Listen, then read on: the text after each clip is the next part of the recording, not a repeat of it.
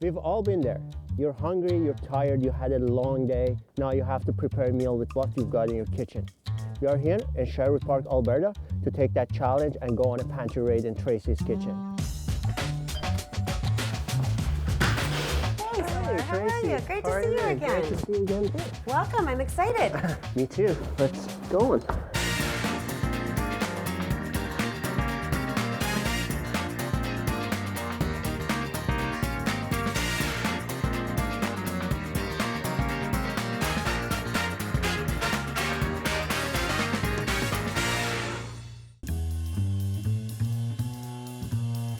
We're here in Tracy's kitchen. As you can see, she's got a very beautiful kitchen. We are gonna go look into the pantry and the fridge and see what she's got for us to work with. Let's go.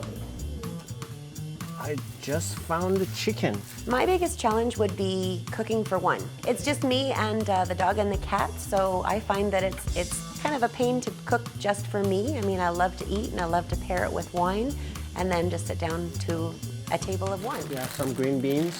I found a lemon, potatoes. Use some white wine in our sauce. Making food for one could be frustrating. There's not as much motivation as when you have friends over or family over. My suggestion is to prepare meals in advance. You can cut your vegetables in advance, marinate your meat in advance, and that's a good way of making a quick meal on the go, which is nice and healthy. Oh, smoky chipotle mustard. We can, oh, it's wonderful. We can use this in our sauce. I'm gonna get something for the sauce as a thickener. We have a gluten allergy. Flour. Can we do a sauce with no flour?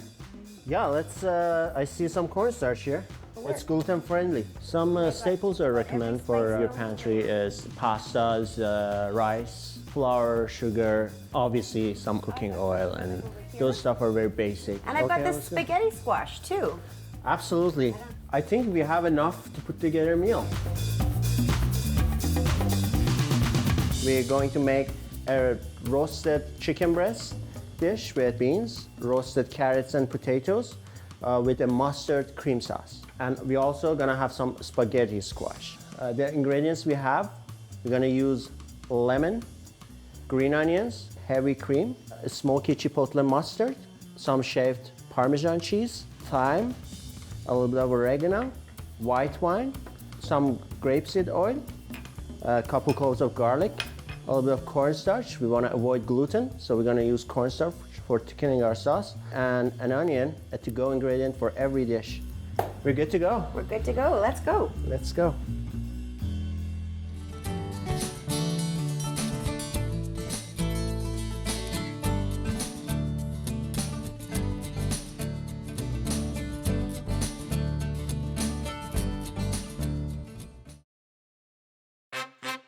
Let's go.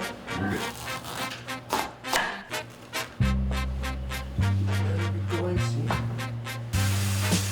Now we're going to place it in the oven in 350 degrees. We are going to roast our potatoes now. Can we get a pot of water For sure. on the stove oil? Food is an experience. I love to try different flavors. I love to put things together. I mean, it's an event for me. It's not just something I have to do. It's something I quite enjoy doing. And I think a lot of things that I do socially and a lot of entertainment comes from food. Do you want me to salt the water? We can salt it after it comes to boil. If we salt the water before it's boiling, it raises the boiling temperature of water and it takes longer to boil. So Really? we're gonna cut our carrots to half as well. They blanch faster, of course, when they cut thinner. We are gonna roast all the chicken and carrots and vegetables in the same pan. Less dishes too, that's a good thing. If you prepare your carrot and just have them like this during the week, and even you can blanch them and keep them, during the week you can just put them in the pan and just throw them in the oven as you need them. The white part of the green onion, you have a little handle. Use the ends and the green parts of the green onion for a little garnish to make our dish look better. Make them flat a little and cut really thin stripes. We're going to place them in cold water and they're gonna get curly and they'll become beautiful. So next thing, we can chop our onion. So how do you make yourself not cry when you're chopping onions? A trick for that is to keep the onion cold. So if you refrigerate your onion before you chop it, Yeah. juices doesn't evaporate as fast and you don't tend to crack. Also, try to breathe through your mouth more than through your nose. Okay. That also prevents you have them burning your eyes.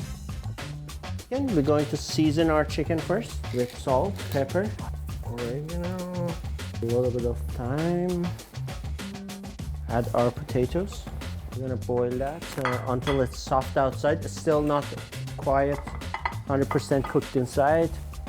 And we're gonna blanch the carrot on the other one. I'm gonna start searing our chicken. You wanna have the face down, so get a nice sear outside. We got a nice crust on one side. We're going to flip them, and then I'm gonna add our potatoes to the same pan as our chicken. This is a nice flavor, and also they take the same amount of time to cook. I like to put my potatoes the flat side down so it gets nice and fried inside. Get that and put it in the oven at 400 degrees, and they're gonna cook for 20 minutes. I brush the pan with oil. I'm gonna add our carrots, blanched carrots, and our beans to the pan. I didn't do anything to the beans because they're pretty thin. Put these right underneath the potatoes and chicken in the oven. We are going to have a little lesson on how to make the sauce with Tracy. Okay, I got the right one here. When the pan is hot and things start sizzling, that's when you get very good flavors out of your dish. We can add our oil to the pan. So if you move oil a little bit, when it gets really runny and moves around very easily, that means your pan is getting hotter and hotter. In the meantime, we can add our cornstarch into this little bowl. We need to mix our cornstarch with a little bit of water before we add it to our sauce so it doesn't get clumpy. Whisk that up, and when you mix your cornstarch with water, it's called a slurry. It looks chalky. Yeah, that's nice. Add our onion in there. I'm leaving the garlic as a whole. I've never done that before. I always chop it or use a garlic Yeah, press because or- I'm using immersion blender to get the onion blended, so it's totally fine. You can just leave a whole garlic in there. Sauces are actually pretty simple, especially cream-based sauces are not very hard to make. I recommend taking the time trying to learn a couple sauces, and from there you can create variations of them yourself and get creative with them. You want to sear the oregano a little bit to bring out the aromas. Add the green onion in there, or mustard. So now I'm gonna deglaze it with white wine. Squeeze a little bit of lemon in there. A lot of chefs are very comfortable giving out their recipes sometimes. When you eat something in a restaurant and like it, you can ask them what's in it. They usually are straight up and tell you. Blend all the onion and garlic and everything in there. And the last step is to add our cornstarch. So cornstarch is really gonna do its trick when it comes to board.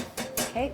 You use cream or making any kind of cream sauce, you want to be a little generous on salt because cream takes away the saltiness a lot. I know it's not healthy, but it Tastes good. It tastes good. So you gotta find that balance between like healthy and delicious, right? And our sauce is ready, and we are going to plate the dinner when we're back. Our spaghetti squash is ready, and we're ready to plate our dinner. Get some spaghetti squash in the plate. Roasted potatoes. Nice. Our carrots and beans. Our beautiful mustard cream sauce. We're going to drizzle with balsamic reduction. A little garnish of green onion that we cut very thin before. And dinner is ready.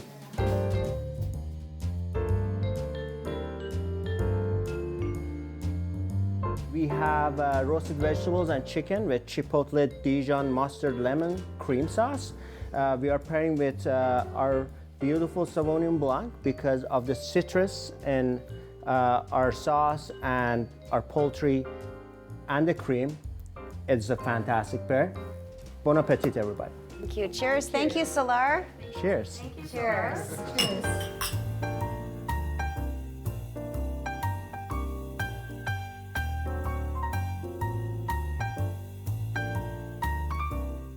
Thanks for tuning in. This is it for our second episode. If you want us to raid your pantry, contact us with the info below. I'm Salar Melli, and this is Pantry Raid.